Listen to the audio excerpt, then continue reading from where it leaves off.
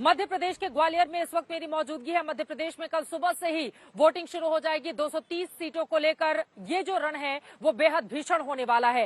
इसके हर एक कवरेज पल पल की जानकारी सुबह 6 बजे से लगातार देखने वाले हैं। आप सीधे मेरे साथ ग्राउंड जीरो से मध्य प्रदेश के बड़ी खबर आप तक पहुंचाएंगे। लेकिन सबसे पहले बात राजस्थान के रण की करते हैं, जहां पर कांग्रेस और भारतीय जनता पार्टी में एक दूसरे को लेकर जिस तरह का वाक युद्ध चला है वो अपने आप में बताता है कि वहां पर ग्राउंड पर तैयारी दोनों पार्टियों की किस तरह की है और कैसे कोशिशें की जा रही हैं तमाम मुद्दों पर एक दूसरे को घेरने की। आपको बताते चले कि आज ही भारतीय जनता पार्टी की ओर से अपना संकल्प पत्र जारी किया गया है।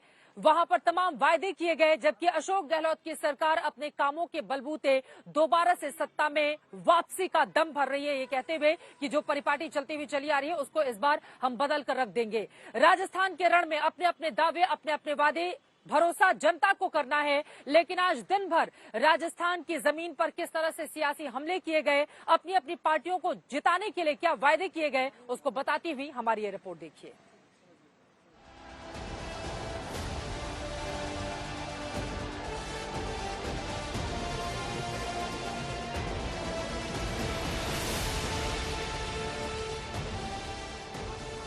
ये राजस्थान का रण है। इसमें धर्म युद्ध है, इसमें कर्म युद्ध है, इसमें जयचंद का खेल है, तो वहीं चेहरों को लेकर बड़ा हेरफेर है।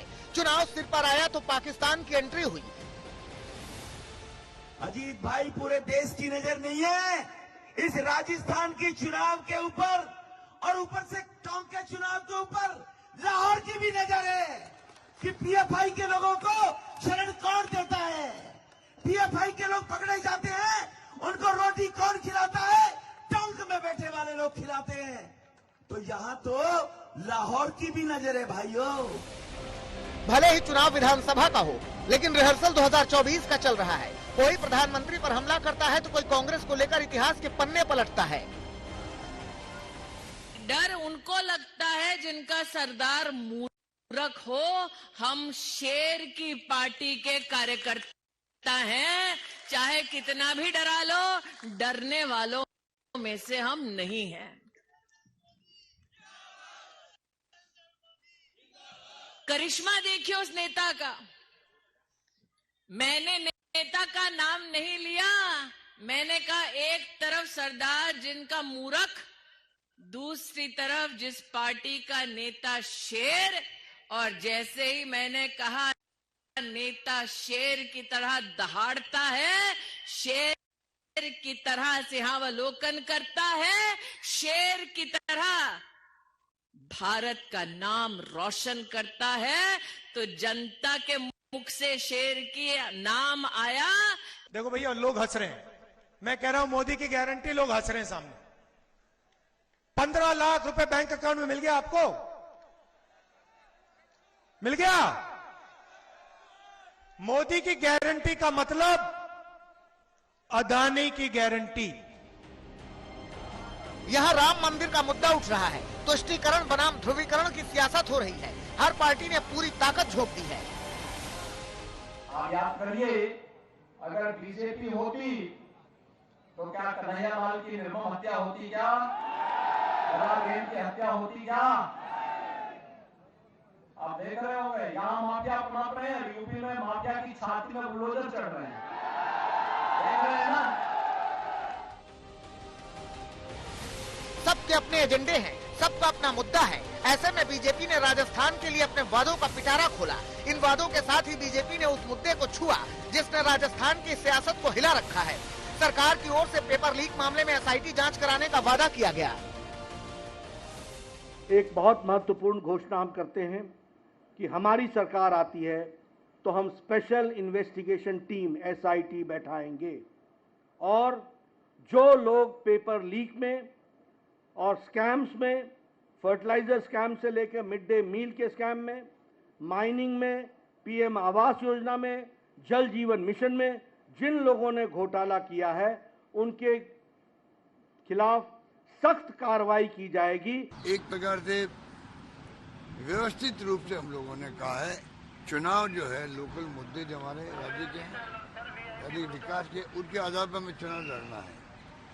अब ये घबरा हुए हैं, कोई जवाब दे नहीं पा रहे लोग, इनके पास कोई तथ्य नहीं है बोलने के। इसके अलावा बीजेपी ने कई लुभावने वादे किए हैं, जिसमें 2.5 लाख सरकारी नौकरियों का ऐलान किया गया, किसानों को 12,000 रूपए सालाना, 450 रूपए में गैस सिलेंडर, मेधावी छात्राओं को फ्री स्कूटी, मेधावी छात्रों को फ्री लैपटॉप, गर्भवती महिलाओं के लिए 5 लीटर देसी घी।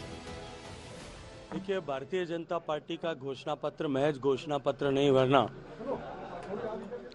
आने वाले 5 साल में, क्योंकि ये अवश्यंभावी है और उतना ही अवश्यंभावी है जितना ये कि कल का सूर्योदय पूरब से होगा कि राजस्थान में भारतीय जनता पार्टी की प्रचंड बहुमत से सरकार बन रही है। और ये घोषणा पत्र आने वाले 5 साल में सरकार के विजन डॉक्यूमेंट की तरह काम करेगा। जैसा माननीय राष्ट्रीय अध्यक्ष जी ने कहा है, इस घोषणा पत्र को हमने राजस्थान के लाखों लाख लोगों से कंसल्ट करके उनकी भावनाओं के अनुरूप इस घोषणा पत्र को तैयार किया है। राजस्थान में सत्ता परिवर्तन का इतिहास रहा है, लेकिन इस बार जंग आर पार की है। रेगिस्तान की सियासत में वसुंधरा और गहलोत के बीच सत्ता का टॉस पिछले कई सालों से चला आ रहा है। उन दो चेहरों पर ना ही कांग्रेस मुहर लगाने को तैयार है और ना ही बीजेपी। शरद कुमार, जयपुर, आज तक। राजस्थान की सियासत में वापसी के लिए कांग्रेस पार्टी की ओर से सारे दांव पेच इस वक्त आजमाए जा रहे हैं। राहुल गांधी, प्रियंका गांधी ने जहां वहीं पर जयपुर में और अलग अलग हिस्सों में डेरा डाल दिया है, तो वहीं दूसरी तरफ राहुल गांधी अशोक गहलोत और सचिन पायलट को एक मंच पर लाकर ये संदेश देने की कोशिश कर रहे हैं कि कांग्रेस में ऑल इज वेल, यानी कि किसी भी तरह की कोई गुटबाजी यहां पर नहीं है।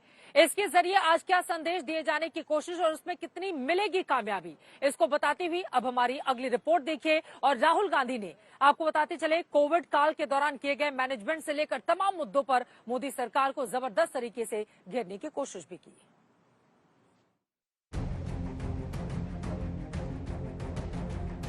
गरीबों के जेब में हम पैसा ट्रांसफर करते हैं, वो अदानी जी के जेब में डालते हैं।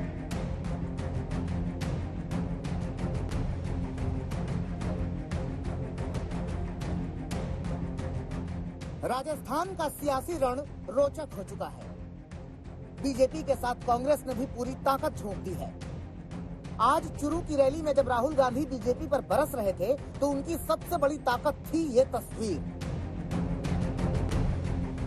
मंच पर राहुल गांधी के एक तरफ मौजूदा मुख्यमंत्री अशोक गहलोत बैठे दिखे, तो दूसरी तरफ मुख्यमंत्री बनने के लिए कई बार बगावत कर चुके सचिन पायलट दिखे। कभी राहुल पायलट से बात करते, तो कभी गहलोत से चर्चा करते रहे। चुरू में रैली से पहले जयपुर में भी दोनों नेता राहुल के साथ दिखे। राहुल पायलट और गहलोत पर बोले, हम साथ सिर्फ नजर नहीं आ रहे हैं, बल्कि एक साथ ही हैं और फिर से क्लीन स्वीप करने जा रहे हैं।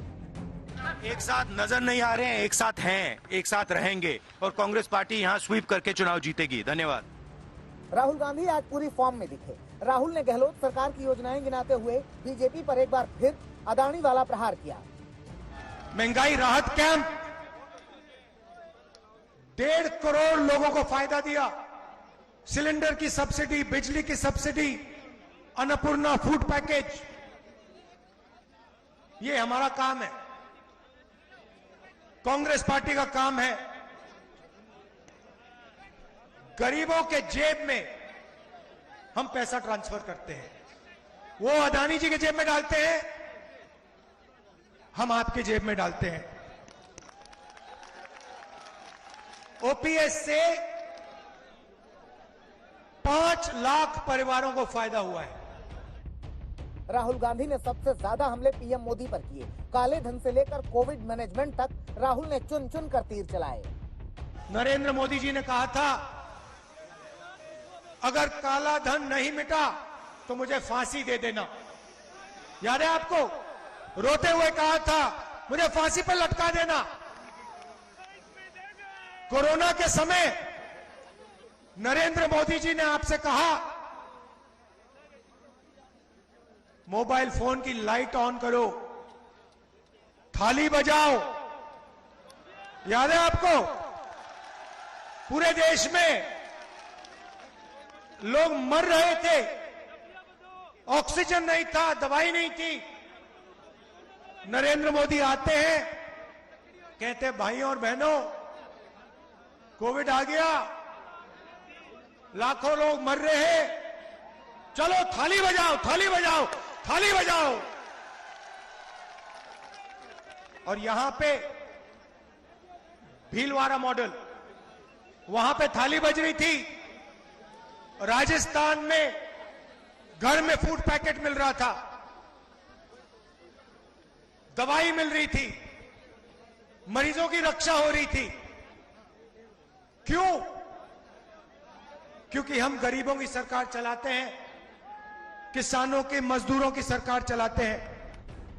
रैली में भीड़ से गदगद राहुल गांधी बोले, अगर गलती से भी बीजेपी सरकार आ गई तो वो हमारी सारी अच्छी योजनाएं बंद कर देगी। तो यहां पे सरकार ने आपके लिए बहुत काम किया है, स्वास्थ्य के लिए किया है, ओल्ड पेंशन स्कीम दिया है। आप एक बात याद रखिए, बीजेपी की सरकार आएगी तो जो भी हमने आपके लिए किया है, चाहे वो पेंशन स्कीम हो, चाहे वो स्वास्थ्य योजना हो, चाहे वो 500 रुपए का गैस सिलेंडर हो, चाहे वो महिलाओं को 10,000 रुपए देने की बात हो, बीजेपी ये सब खत्म कर देगी और एक बार फिर अरबपतियों की मदद करना शुरू कर देगी। उधर जयपुर में मुख्यमंत्री अशोक गहलोत ने अपनी सरकार रिपीट होने का दावा करते हुए कहा कि बीजेपी अपने झूठे वादों से एक्सपोज हो चुकी है। अब निश्चिंत रहे, इस बार माहौल कांग्रेस पक्ष में, सरकार कांग्रेस रिपीट होने जा रही है। ये कुछ नहीं कहेंगे, झूठे आरोप लगाएंगे, गांधी परिवार की बात करेंगे। अभी तक राजस्थान में हर 5 साल में सरकार बदलने का ट्रेंड रहा है। बीजेपी कह रही है कि जनता ने गहलोत सरकार की विदाई का मन बना लिया है, तो कांग्रेस कह रही है कि इस बार सारे रिवाज बदलेंगे और फिर से कांग्रेस का करिश्मा दिखेगा। जयपुर से शरद कुमार के साथ विजय चौहान, चुरू, आज तक।